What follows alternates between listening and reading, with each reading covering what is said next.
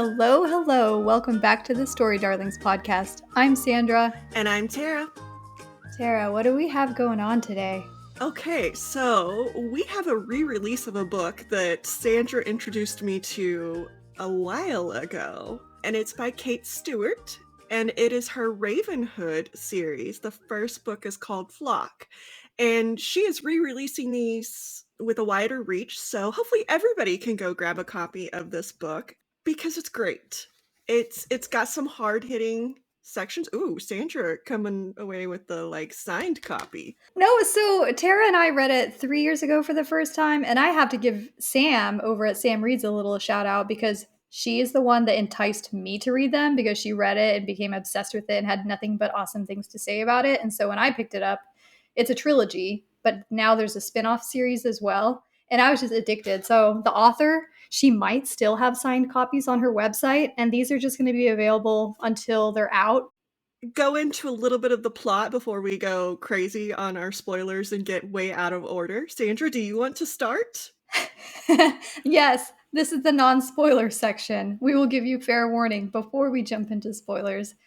I think the best way to approach talking about the book is to say as little as possible. So if you can, I think it's safe to say both of us recommend not reading any synopses, right? Oh, yes. Part of the allure of this series is it's kind of a mystery, trying to figure out what this secret is. Like throughout the book, there are instances of this secret coming up to the surface. And we're kind of in the main character, Cecilia Horner's shoes, because she's kept in the dark about this secret and she's very frustrated by this throughout the story. And so it's best to go into the book blind, but just know that it is a contemporary romance, and a lot of the vibes with this book is it's sexy, it's very moody. There's this play off weather with some of the love interest. So I will give a disclaimer that there is multiple romantic partners, but I won't say more than that, what that entails. Mm-hmm. Is that okay? Yeah. I'm like, I don't know what to say. So at this point, if you have not read this book, or the next two, really, get to reading them. They are fast reads because you do get drawn into them and you want to find out. I think I've mentioned this in the past that I am not a good waiter in books. No. I want to know all Shocker. of the details, all of them right away, to the point that when I'm watching shows, I look up the end of the show so that I know what I'm expecting. And this book draws you in. And I didn't even look up the ending to this book. Although I did, I think when I first read it, I kept texting Sandra like, oh my God, is this it? Is this it? Is this what's going on? But it does. It draws you in. I didn't even have to look up the end.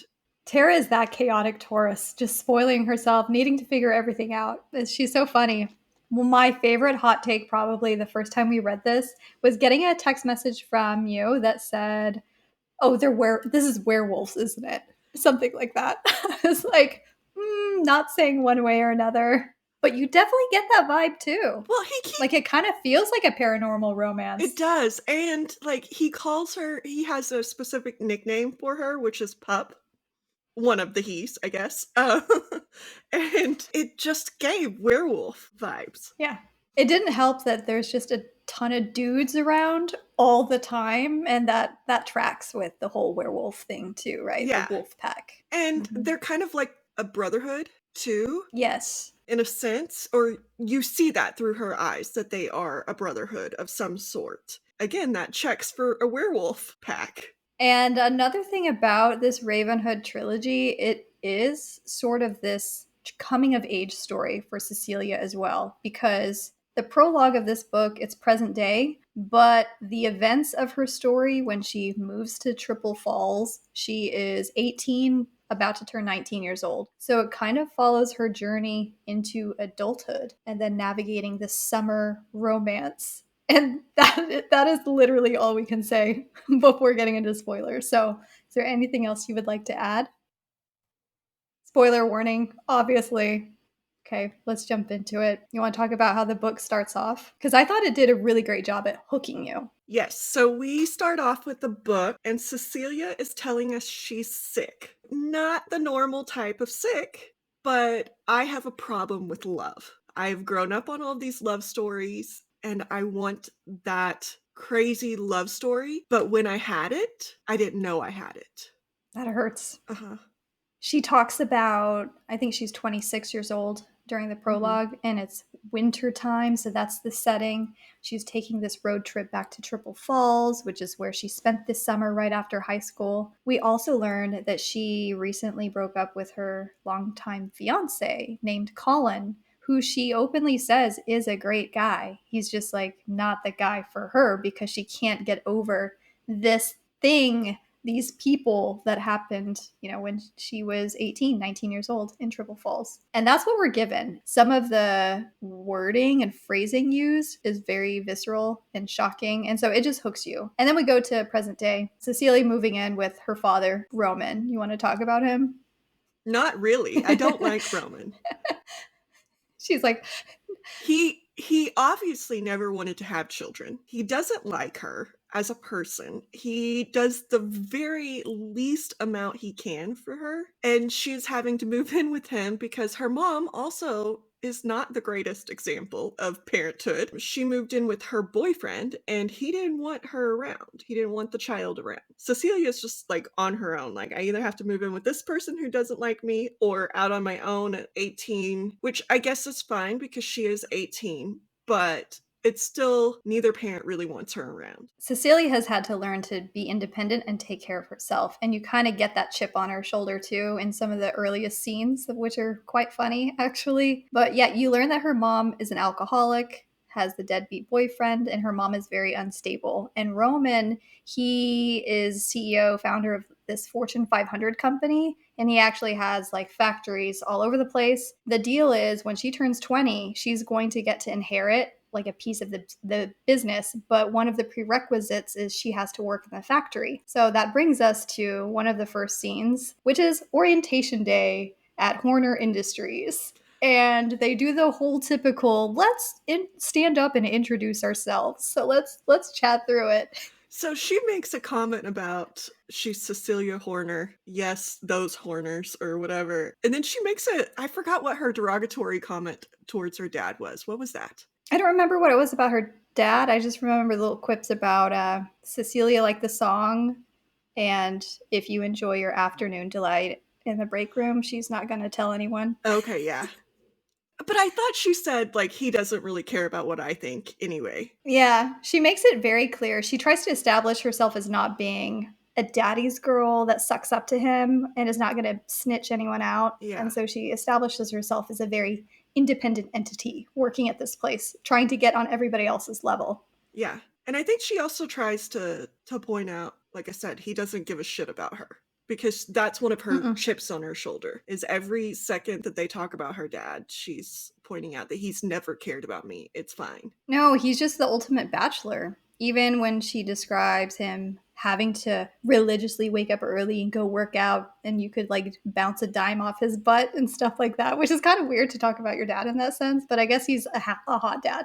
Hot dad with a lot of money, not a good father. And he's never been her dad. If she grew up not thinking of him as her dad, then he's just like this dude I'm living with. Her comments earned some snickers, especially directly behind her, and that's when we were introduced to a funny blonde golden god looking character named Sean. And he introduces himself as he likes to take his afternoon delight in the break room, and meanwhile the HR person is just like jaw open, like, really, you guys are going to talk about all of this stuff right here in front of me?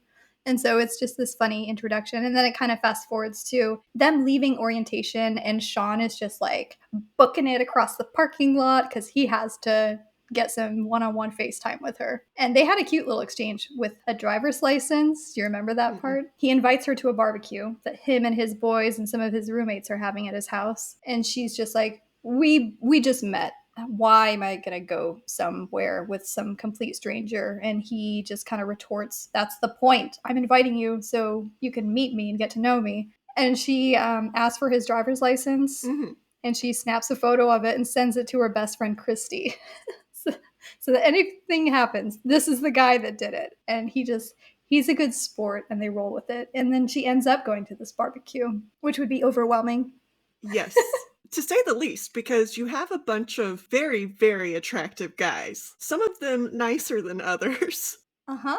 And then you have some girls who, some of them nicer than others. Some of them are like, get away, like, I want that guy. And then some of them have already got their guy, and so they're a little nicer. Cecilia doesn't know what to make because they're all older. They're all mid-20s-ish. She's still here, this 18-year-old for another couple weeks. He says something to her, I want to enjoy you before the wolf gets a sniff, or something like that. And she's just like, a wolf? Like, who the fuck is the wolf? And so she's going around this party. She meets Tyler, who I freaking love. He was in the Marines or something. I hope that we get a Tyler take. Tyler in a different character take, because I hope that there's a love story for Tyler. Tyler is one of the sweet guys. Mm-hmm. One of the love interests is just a dickhead, and we can just talk about him. So Sean tries to keep Cecilia by his side throughout this thing, but obviously he's very social and is going off and doing other things. So he leaves her at one point, and that's when Tyler approaches her, and he's like flirting with her. So cute, nice muscles, and she's feeling him too. And she's drinking, so she's getting a little buzz on. And then she locks eyes at one point with Dominic across the people, and he is just... hell no is the expression all over his face. He knows who she is the vibe that you kind of get. And he just cuts through the crowd of people and confronts her. I like that in this, you just wrote Dominic is a dick. He is. He's such a dick for the first several scenes with him. Mm-hmm. I mean... we can fast forward to Sandra is sending me messages about Dominic, he is so hot, and then Dominic is a dick, and I'm just whiplashing between Sandra's take on Dominic. I mean, the two things are not mutually exclusive. You can have, both. Typically, both are actually present. Yeah. Is that the norm? Yeah. And so from here, this relationship develops between Sean and Cecilia. And Sean is one of those people where he's not willing to put a label on pretty much anything. He gets very metaphysical in the way he talks about whether it's society and politics and a relationship to technology. And, if you're going to spend time with me, you're not allowed to be on your phone. And at one point, he smashes her phone so that she can't No, it be was her on watch. It was her watch. Oh, it was her watch. It was her smartwatch. He did threaten about her phone, and he ended up compromising and saying she couldn't have her phone around him. But he's that guy, and he's always outdoorsy and things like that. And he's actually her boss at Horner Industries, like on the line. He's the supervisor, so there's a little no-no right there, too. But she's the owner's daughter, so, she can do whatever she wants. Yeah. And it's so funny, too, how on the line she meets Melinda. Melinda is her gossip person at work. And then you meet this other one named Vivica. And Vivica, it's like the next work scene, throws a hissy fit at work because it's payday. She gets in Cecilia's face and accuses her of doing nothing about this thing that has been going on, which is that Roman has been apparently underpaying all of the workers in the factory by a small amount each paycheck, but it adds up to something big. That's the first time Cecilia realizes, maybe Roman isn't doing everything by the book and is being illegal. There's that conflict. And then the main conflict is with Dominic, who Tara loves. Who is a dick. He is my type. Just straight out the bat. He is surly, he is brooding, he is the dark cloud, where Sean is like this little puff of sunshine. Loves to be outside, Sean does. Dominic is very inside, he reads. They're complete opposites, but they are roommates too.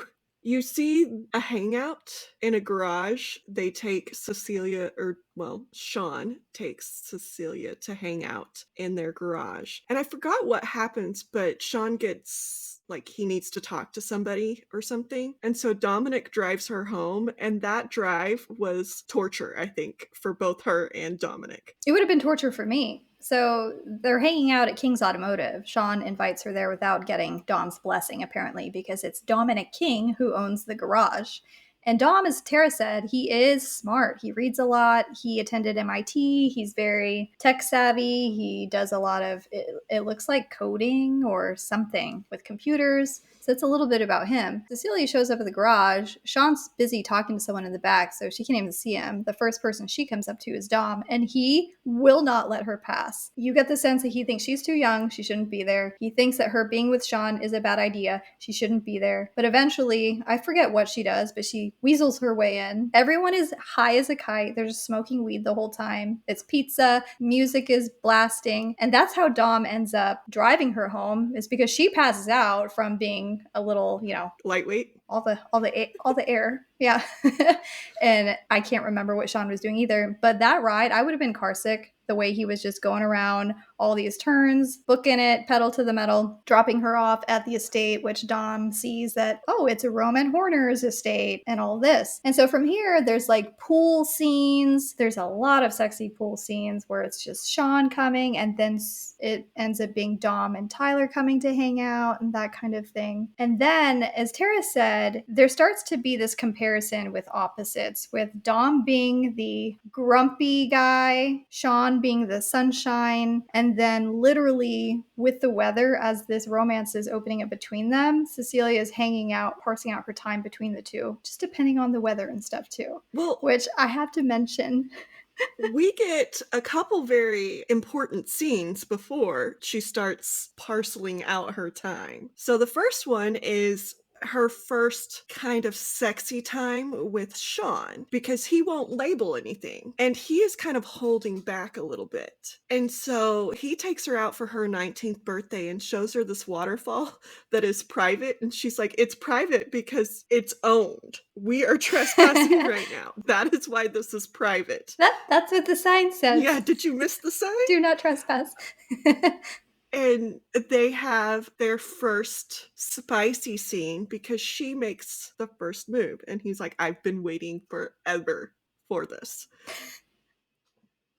I did appreciate that, because there is a slight age difference between them. And so he pretty much left the ball in her court to make that. So I respected that decision, actually. Well, and there's also the secret that she doesn't know anything about yet, but he knows that they're keeping a huge secret from her. And so I get a sense that he was wanting her to make the move to where he doesn't feel bad about starting something with this huge secret over his head. Yes, I could agree with that. Which I don't think completely absolves him of going along with something with this huge secret out there, but at least he let her make the decision. If you're listening and you're wondering, no, Tara and I are not going to be talking about what the secret is, because it doesn't occur in this book. So if you're hoping to learn the secret, you will have to read the next book. We do learn that there's a secret in this book, though, so it's not a complete spoiler for the next book. Yeah. We do not find out. We get an inkling of the secret in this book. Mm-hmm,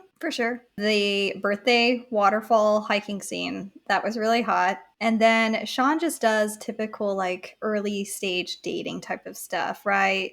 So they start cooking dinners together. There's one scene he takes Cecilia and parks in front of this little Mexican restaurant where this abuela is back there making tortilla shells, right? And he has her just watch. And she learns that this woman is stealing from the restaurant because she has a sick grandchild. And so she puts all this together. And so Sean is basically talking about how he thinks society is, and how he's one of those people that thinks regular society, working in corporations and stuff, is a bunch of bullshit, how it's structured. Mm-hmm. And that these are real people doing bad things for great reasons, like helpful reasons. Being humans. Yeah, being humans that need help. And so you kind of get like little hints of that kind of thing. So even though there's this big looming secret, you know that Sean and them, they have to be doing something good to see the world this way, right? They aren't just villains. Yeah. And then he takes Cecilia to this bar, and they have so much fun just dancing and laughing and drinking. They go home to Sean's place and have wild sex. And I think it's the morning after, Cecilia wakes up first to go to the bathroom. And then she's leaving the bathroom, and what happens?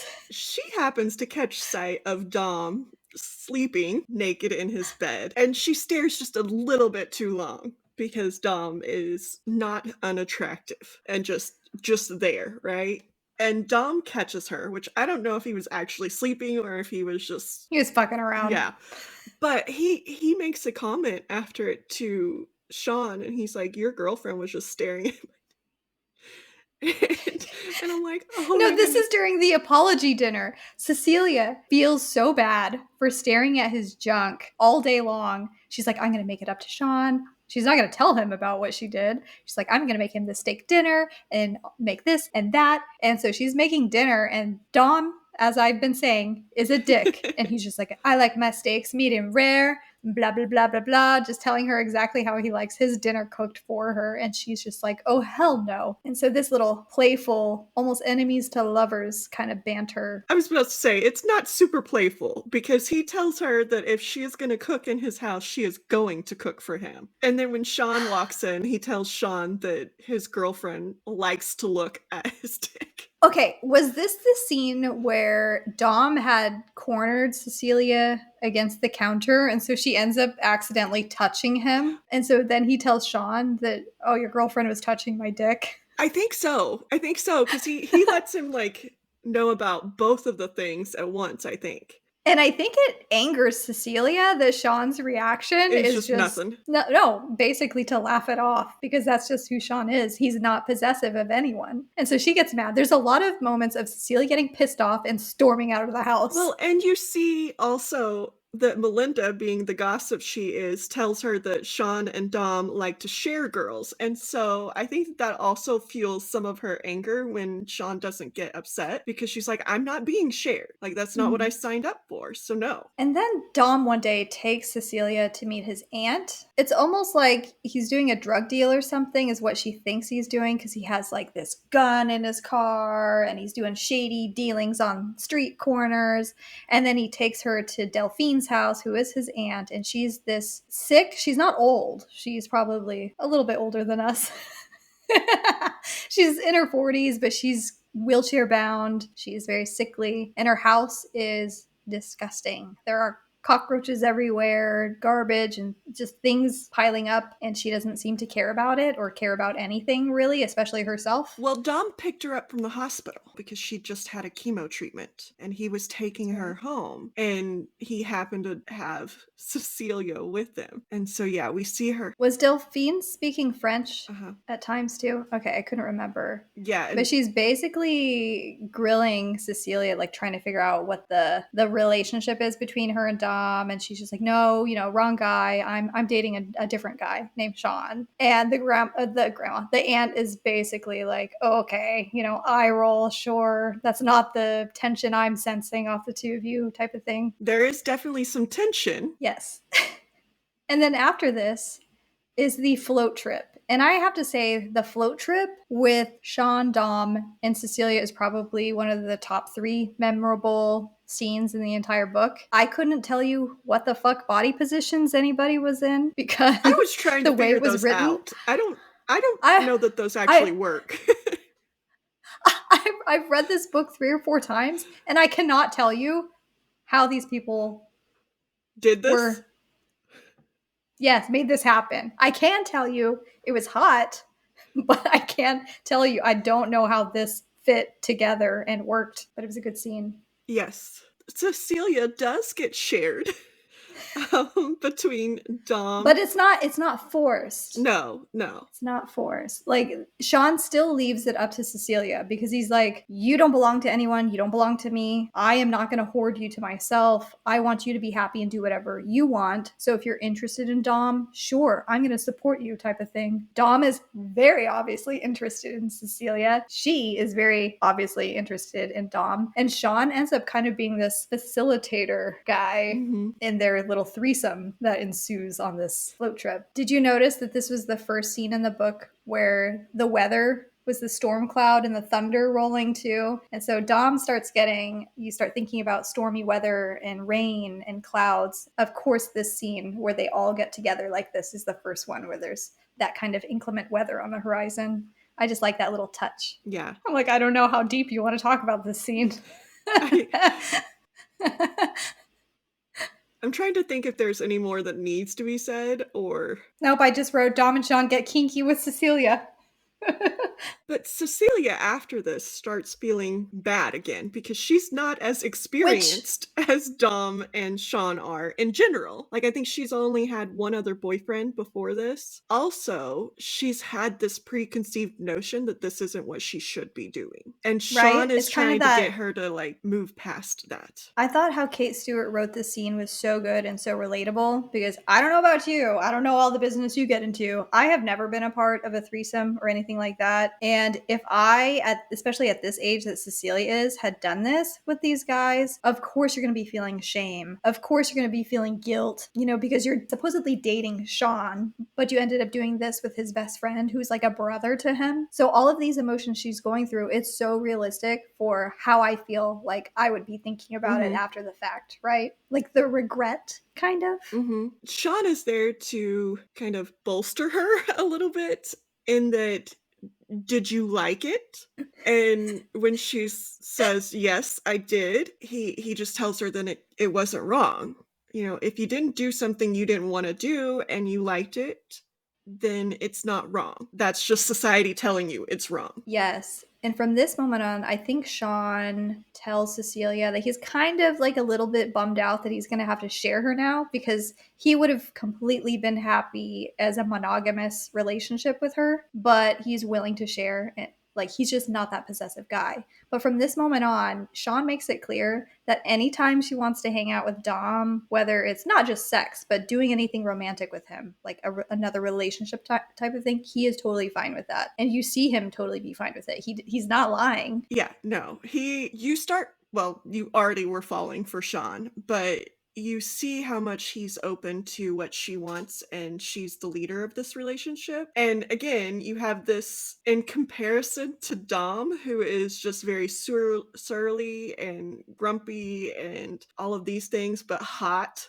as fuck. And so is Sean. And I mean, I'm jealous of the girl, right? Like, you get both sides of the perfect man. Like, if you could put those two together, he would be the perfect man, at least in my vision. Following this, we get a little bit more of an insight to their business because she gets invited to a car meetup. And this is a meetup of different branches of the Ravenhood, which we've gotten slow information about because they all have this tattoo. And so she starts figuring out that this is more a brotherhood. This is more, something more is going on. She is driven there by Dom. She's kind of afraid, but everybody keeps mentioning, oh, don't worry about it. You came with Dom. And she's like, what the fuck does that mean? And is this when she's talking to Alicia? Yeah, and we meets Alicia. And even Alicia is just zipped lips, not saying a single word. This whole thing felt like Fast and the Furious. Yes. Or something. Just a race car meetup. Well, with Dom, too. Thrown in there. You get a little bit more information because you find out that Dom is somewhat of a leader, which is why everybody keeps telling her, you arrived with Dom, nobody's going to mess with you. And then you get Alicia being a little bit jealous of her because she has both Dom and Sean, and she's like, you have two of the hottest guys here. It's okay. You'll be fine, chick.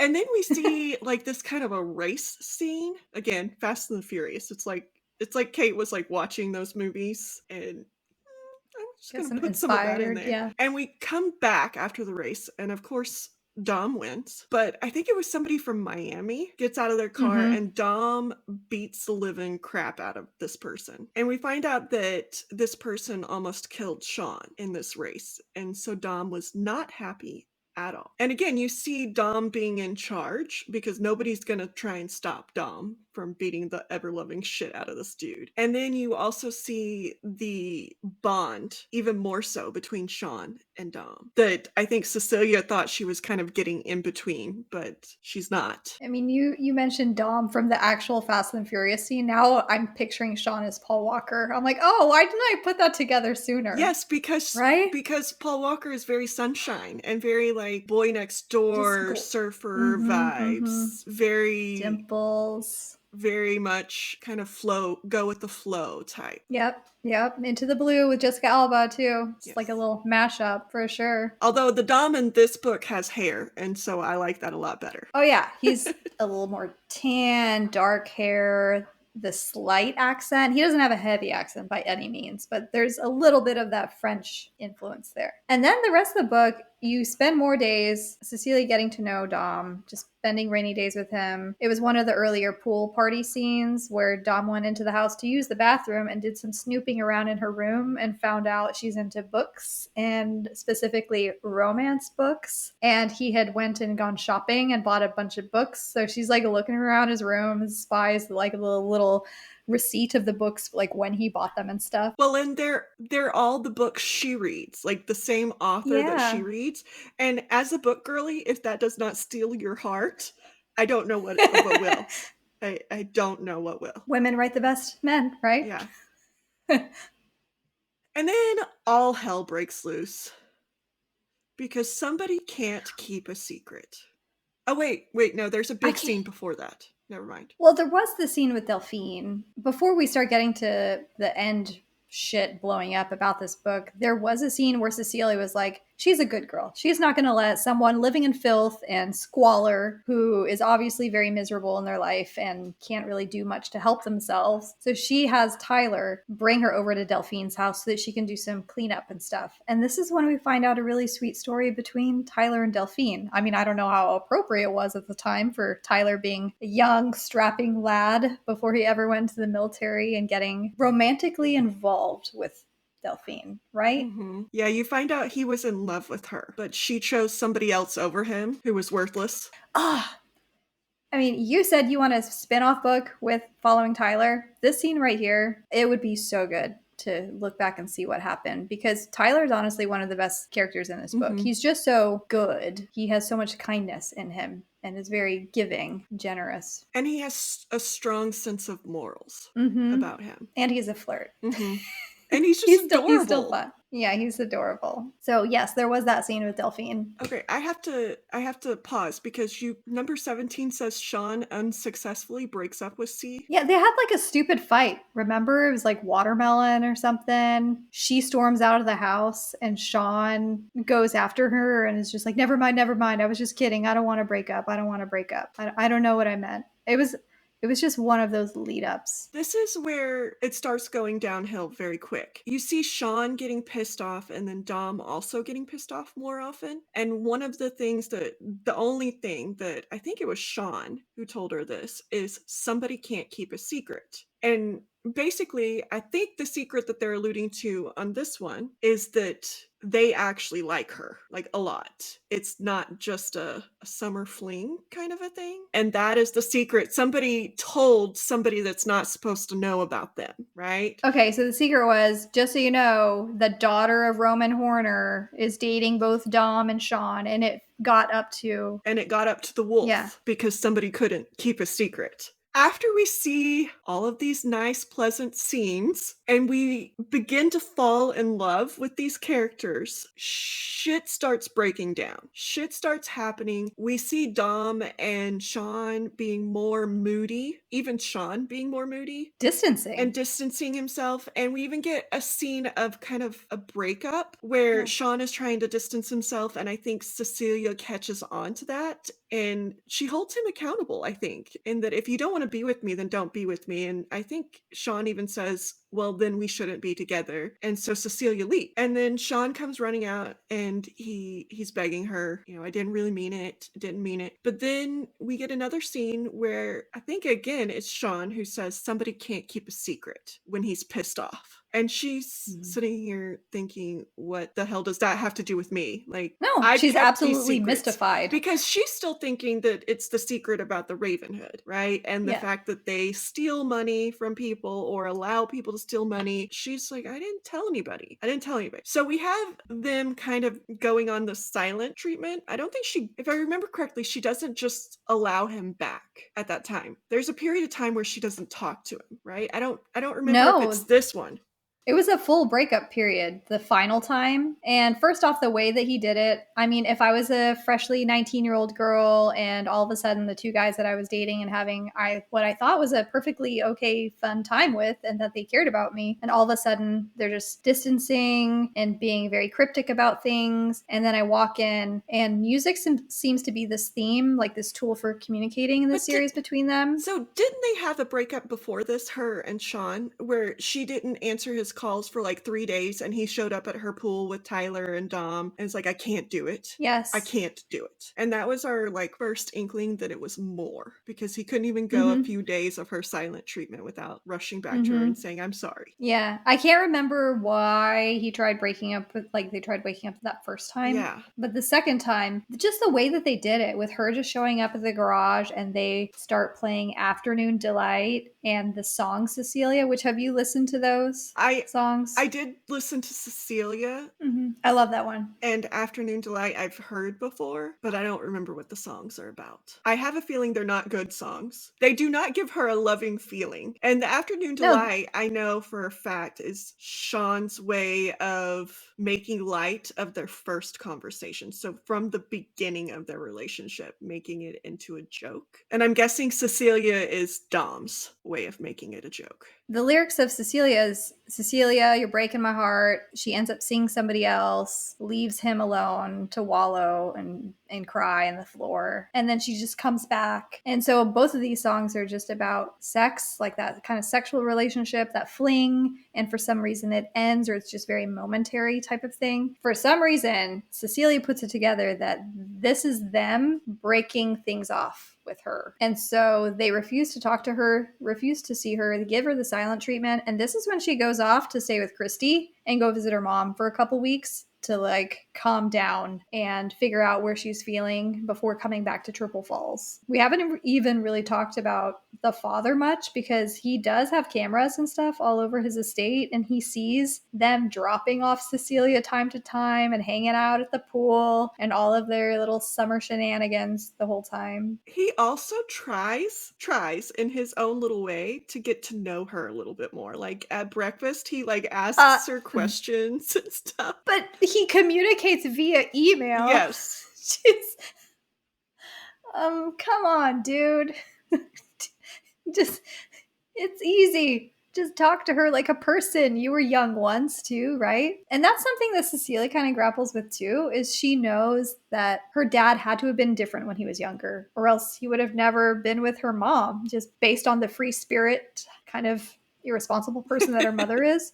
And so she's just like, what did they see in each other? Because they are literal opposites. But so is she and Dom, and so is she and, I guess she's more like Sean than she is Dom. But you could say both of them are opposites to her, because she isn't as free-spirited as Sean is. She likes to be She wants to be. To like time, and she's not as willy-nilly as he is. But she's also not as grumpy. She's a little fiery. But it's after she comes back from the 2 weeks away, and she's still trying to pick up the pieces and figure out what happened. She does a lot of driving through the roads, back roads, and this is when she finally realizes that all of these mysterious car meetups that they were having were pretty much happening in her backyard, and that they were taking all these roundabout ways to throw her off their trail. Isn't everyone gone at this point? Like, she can't find anyone? So they're all like leaving her be. At the end of where she goes into the garage and they're playing these two songs, Sean loses it, right? He starts punching Dom as she's walking out. And so there is a time where Sean tries to come talk to her and he says, I still love you. This was all just to get you off somebody's radar. Dom still loves you. And we were doing that to kind of show that we don't actually have feelings for you, because it wasn't meant to be a feelings situation. Yeah. And Dom was grumpy because he didn't agree with trying to lure her in, but that was kind of Sean's plan. Oh, okay. And so that's the reason Dom was an asshole to her this whole time, because he didn't agree with that. But then he started catching real feelings. And so he's like, okay, I can get behind real feelings. And then Sean also was catching real feelings, and somebody couldn't keep a secret and told the Wolf or the Frenchman, he has two different nicknames, that they were catching real feelings for her. her. And so their way, stupidly, of getting her back off the radar of the Frenchman wolf person was to do this very public breakup. But when Sean saw how much pain she was in from this very public breakup, he lost it. And he's like, so that did not go as planned, because now the wolf Frenchman knows for a fact we have true feelings for you. And so he gets her by himself and tells her all of this. And she's like, yeah, I figured that out already. And he's like, oh, Dom's got to you already, because Dom had got to her already. And Dom had been following her in his car, right? And she had just been losing him because there was a couple scenes where he was teaching her how to drive like he does.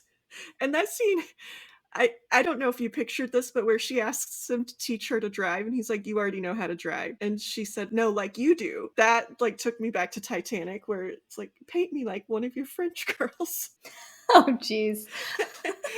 Well, I can honestly say that did not come into my head a single time.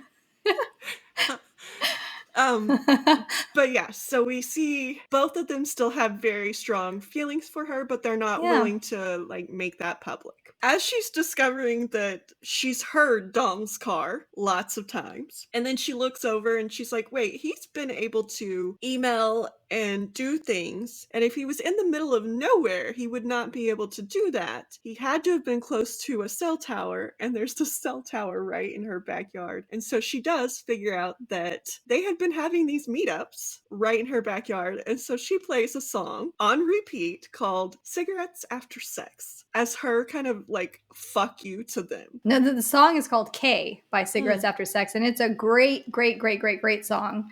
But Cecilia is going through it. She's like the, stereotypical girl that's been broken up with. And you know how just insanely just meticulous and detailed you get, replaying everything in your head and like trying to go back and unravel everything and figure out what happened. And it's almost like that retrospect element coming out, and you start recalling all these seemingly minute details that actually were big flags. And so that's what Cecilia is doing in this moment that brings her to that field near her house, playing that song on blast. I don't know if it's intended to be like a twist of the book, but this is when you go through the whole book thinking that it's Dom who is the wolf getting a sniff of Cecilia, right? And then being attached to her, hooked on her. And then the person that shows up at the end is most definitely not Dom. It is the actual wolf. So it's almost that very final twist and then a cliffhanger. Yes. Into the next book. I did enjoy seeing her inner FBI agent come out, because yes, like Sandra said, that is what girls turn into, because they have to like make sense of it. And a lot of times it doesn't make sense because, well,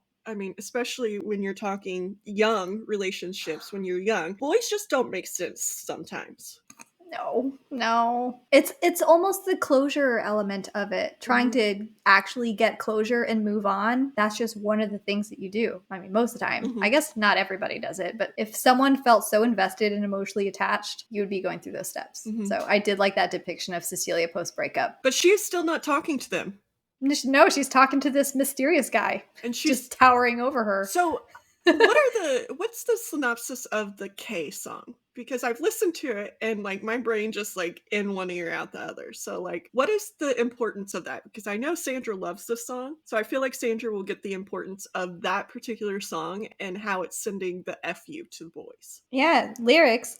I remember when I first noticed that you liked me back, we were sitting down in a restaurant waiting for the check. We had made love earlier that day with no strings attached, but I could tell that something had changed how you looked at me then. Kristen, come right back. I've been waiting for you to slip back in bed when you light the candle. And on the Lower East Side, you're dancing with me now, and I'm taking pictures of you with flowers on the wall. Think I like you best when you're dressed in black from head to toe. Think I like you best when you're just with me and no one else. It's just talking about this very intense romantic relationship between two people, and one of them is depicted just very dark mood, dark swagger, just dark everything. And so we don't really know much about that. You could almost think it's Dom just because of the weather associations with his character in this and his grumpiness, but no, that all comes next book. But also you could see a little bit of that dark in Sean towards the end of this book too, because at the beginning you see all sunshine and roses with him, but as you see his anger come out more and more of his interactions in this Ravenhood, you see more of he could be that dark side too. I have a question for you about Sean. Uh-huh. Do you think he is as enlightened in his, like, what he wants and his path in the future as what he's trying to act like to Cecilia? I think he wants to believe it. I think he does believe it, but I think it goes very in contrast to the Ravenhood. I think he's struggling with how he sees himself, idealistically speaking, and what his personal values are. And then Cecilia came along and toppled all that over. And he's having a real hard time trying to reconcile, oh, I could actually really want this person long term. I think he's having a hard time as well with the Ravenhood, because in his mind, he's going against societal norms in the Ravenhood, and that fits his particular moral scheme and values, right? But he's doing that by fitting into societal norms. And I think that is just very hard for him to justify sometimes. I mean, That he if you look at anyone living two lives, it would be exhausting and it's going to catch up with them at some point, right?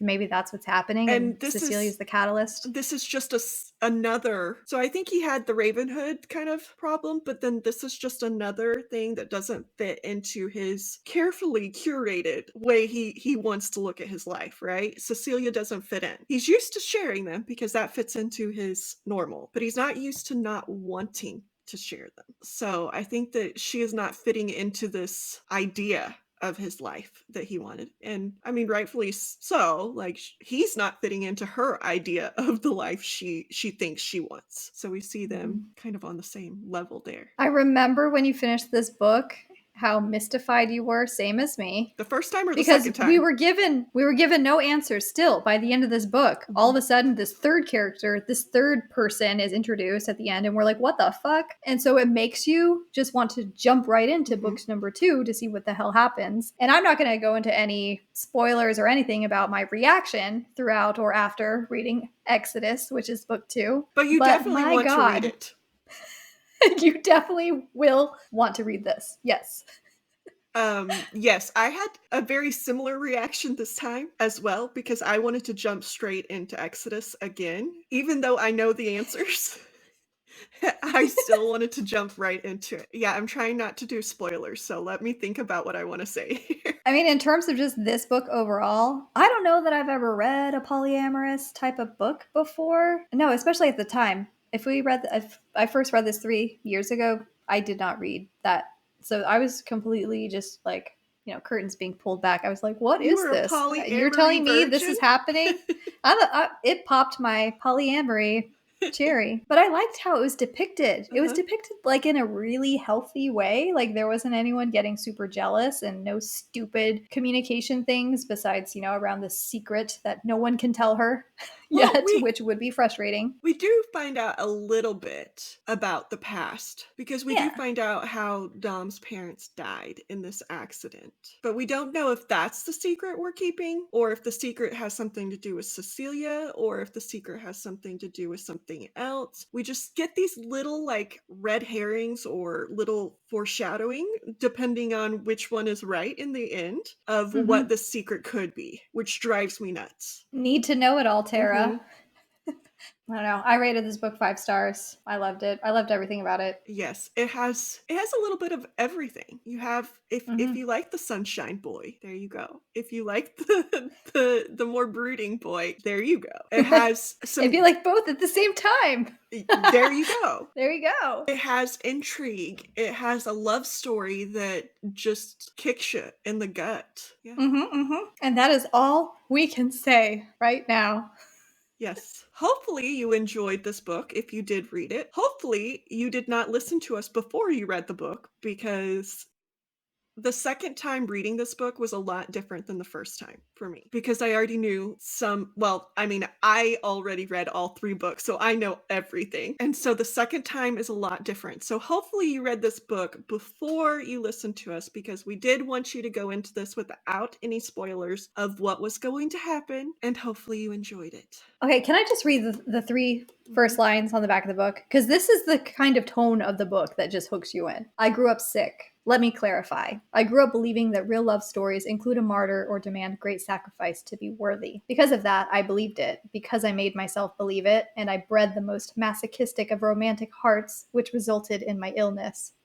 It's just, it was so good. If that so doesn't good. describe every girl in the world, I don't know what better phrase, because I think we do. We grow up on Disney even setting us up for this masochistic, we have to be asleep and wait for our prince, or we have to like have a horrible home life in order to deserve our prince, or I would agree with that wholeheartedly. and I think we all have this illness to varying degrees, but I think we all do. We want some give and take. We don't want just it all has to have something bad, some bad side. That's what I like about this book. I mean, during the prologue, when she's driving back to Triple Falls, this is years and years after the events, and she's very obviously so traumatized by what happened and still cannot get over this, trying to get that closure. And so it just piques your interest, and you're wondering what the fuck could possibly happen in the last two books to make her this way. I mean, she broke up with her fiance, who she says is a great guy. She still can't get over it. So hopefully you enjoyed that talk of Flock. Next episode that releases, we are going to talk about, well, I don't know if it'll be the next episode, but I mean, obviously we're going to be moving on to the next book in the series, right?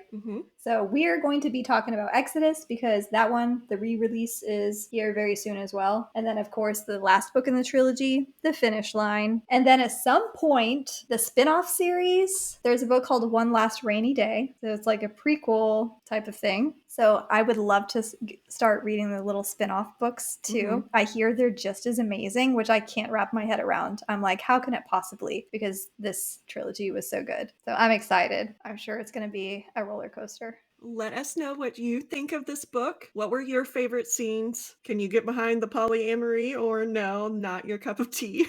I mean, moreover, can you explain how everyone was situated during the float? Yes. Scene? That is need Do you to know what was happening? Can you draw a picture so I can understand what was happening? I reread that several times and I still do not know. I did too. I caught myself in the middle of it, like getting out of the love story behind it and trying to figure out, like, where are her legs? How is this happening? No, it's like that meme, that woman is like staring off into space and you see like the equations just going past her eyes. Yes. I'm trying to figure out what the hell is going on, but I liked it. But anyway, okay, that's all. On that note, draw Sandra and I a picture of these people having sex, please. Oh no, don't. That's highly inappropriate. Flagging that. You said it. You asked for this picture. Be careful what you wish for, I guess, right? Yeah. Okay, until next time, we will see you soon. Bye. Bye.